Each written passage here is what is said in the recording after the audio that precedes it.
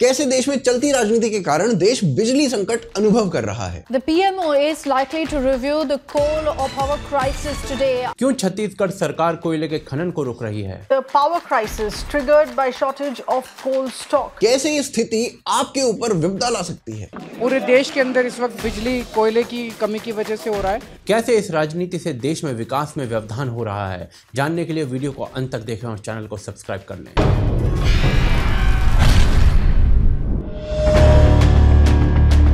क्या भारत वो देश है जहां राजनीति अरबों खरबों का नुकसान करवा देती है और देश के लोगों को पता तक नहीं चलता?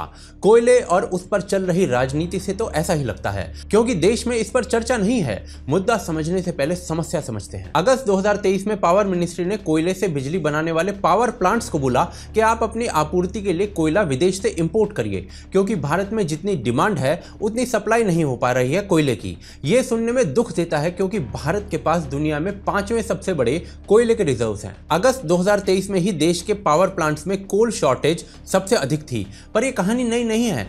अप्रैल 2022 में दिल्ली सरकार द्वारा कहा जा रहा था कि हमें दिल्ली मेट्रो, दिल्ली के अस्पतालों की बिजली काटनी पड़ेगी, क्योंकि बिजली की कमी है और बिजली की कमी का कारण है कोयले की कमी। सिचुएशन ऐसी थी कि इमरजेंसी मीटिंग्स हुई इस मुद्दे पर, परंतु स्थिति केवल दिल्ली में ही ऐसी नहीं थी। अप्रैल 2022 में ही एक खबर आई थी कि दिल्ली के साथ साथ पंजाब और राजस्थान में भी भयंकर बिजली की कटौती हो सकती है। कारण वही था कि कोयले से चलने वाले पावर हाउसेज में कोयला नहीं पहुंच रहा था। दिल्ली के मुख्यमंत्री ने इस मुद्दे को उठाया भी था और केंद्र सरकार से मैसेज यही गया था कि कोयले की सप्लाई पूरी की जाएगी। कोयले से चलने वाले पावर प्लांट्स अपने नियमों के अनुसार अपने पास लगभग 25 दिन की कोयले की सप्लाई एडवांस में रखते हैं, पर 2022 में एक स्थिति यह आ गई थी कि दिल्ली द्वारा कहा जा रहा था कि केवल 1 दिन का कोयला शेष रह गया है और पूरे भारत को जितनी सप्लाई चाहिए उसका केवल 33% रह गया था। यह 2022 में था और आज 2023 तक कोयले की शॉर्टेज की सूचनाएं आ रही हैं। आंकड़े देखें तो कोयले का खनन 8.5% बढ़ा है, परंतु जब बिजली की डिमांड देखते हैं तो यह आंकड़ा कम लगता है, क्योंकि बिजली की डिमांड 20% से अधिक बढ़ गई है पिछले 1 वर्ष में। यानी कि एक चीज स्पष्ट है कि कोयले की सप्लाई चेन में हमें कुछ प्रॉब्लम दिखती है। इसी शॉर्टेज के कारण कई स्थानों पर पावर कट्स भी दिखते हैं। भारत विश्व की सबसे तीव्र बढ़ती हुई बड़ी इकोनॉमी है। एनर्जी भारत के लिए एक बेसिक रिक्वायरमेंट है, जिसमें रिन्यूएबल एनर्जी का एक बड़ा टारगेट है, पर भारत और विश्व की एक बड़ी एनर्जी की डिमांड आज भी फॉसिल फ्यूल्स जैसे कि कोयला ही पूरी करता है। ऐसे में उस देश में कोयला सप्लाई का शॉर्टेज जो 5th लार्जेस्ट रिजर्व्स पर बैठा हुआ है और हमें कोयला आयात करना पड़े। क्या कारण है इस शॉर्टेज का? एक ऐसी राजनीति जो देश हित में कतई नहीं है।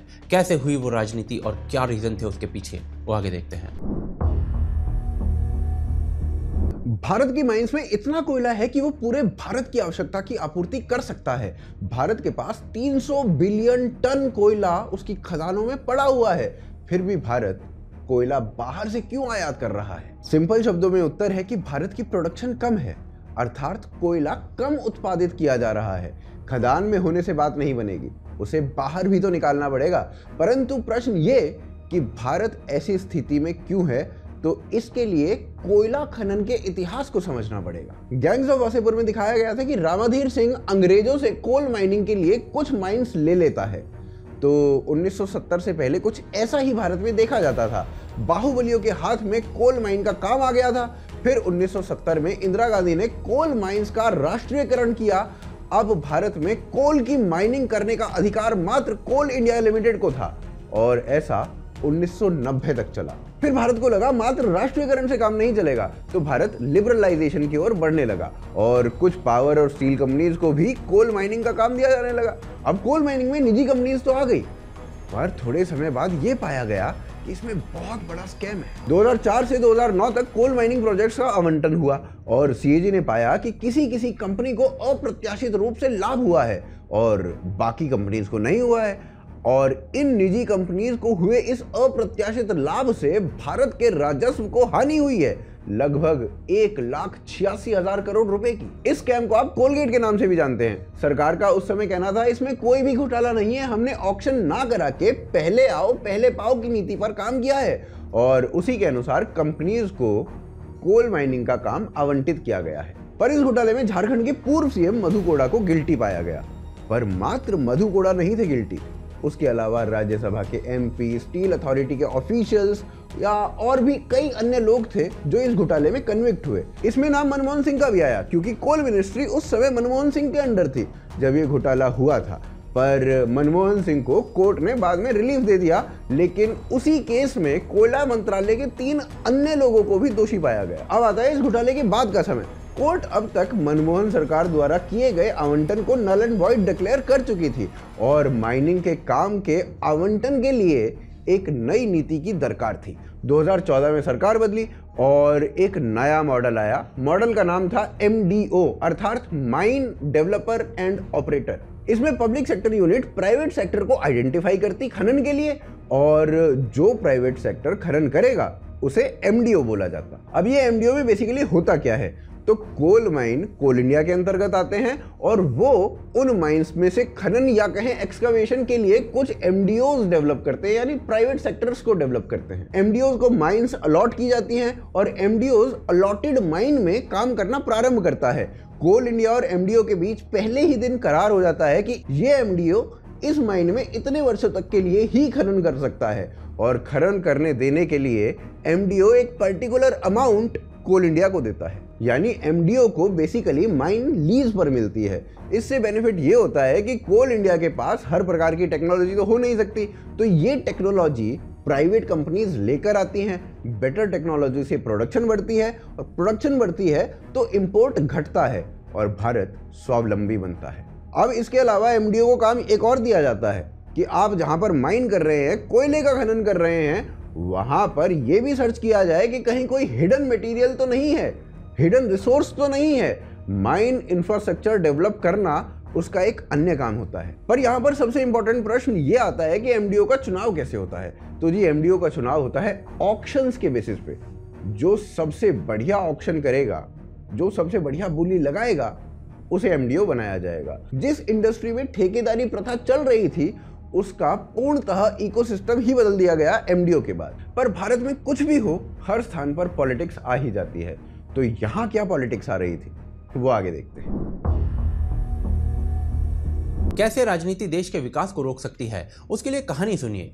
छत्तीसगढ़ में हसदेव नाम का स्थान है जहां बड़े स्तर पर जंगल हैं और कोयला भी है। ये जंगल 1,70,000 हेक्टेयर के क्षेत्र में फैला हुआ है। 2010 में उस समय की छत्तीसगढ़ सरकार ने प्रस्ताव दिया कि इस पूरे वन क्षेत्र के 1900 हेक्टेयर में कोयले का खनन किया जाए, जिसे कहा गया PEKB कोल फील्ड्स, और ये खनन करेगी राजस्थान सरकार की पावर कंपनी RRVUNL। जून 2011 में फॉरेस्ट पैनल ने इसे रिजेक्ट कर दिया, ये कहते हुए कि भी एनवायरनमेंट के लिए ठीक नहीं है।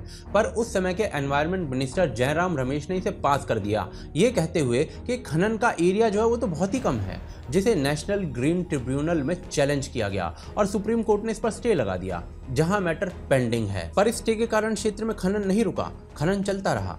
2013 में राजस्थान सरकार की पावर कंपनी RRVUNL ने खनन का ठेका अडानी ग्रुप को दे दिया। अब ये सारी चीजें चलती रही तो 2022 आ गया और छत्तीसगढ़ की सरकार ने PEKB कोल फील्ड्स का फेज 2 अनाउंस कर दिया। इसके बाद एक्टिविस्ट जो होते हैं उनके प्रदर्शन होने लगे, ट्राइबल एरियाज में विरोध होने लगा और ये जब सब अधिक बढ़ गया तो सरकार को पुलिस बल लगाना पड़ा जंगल कटाई रोकने के लिए। अगस्त 2022 में फेज 2 के कोयले का खनन रोक दिया गया।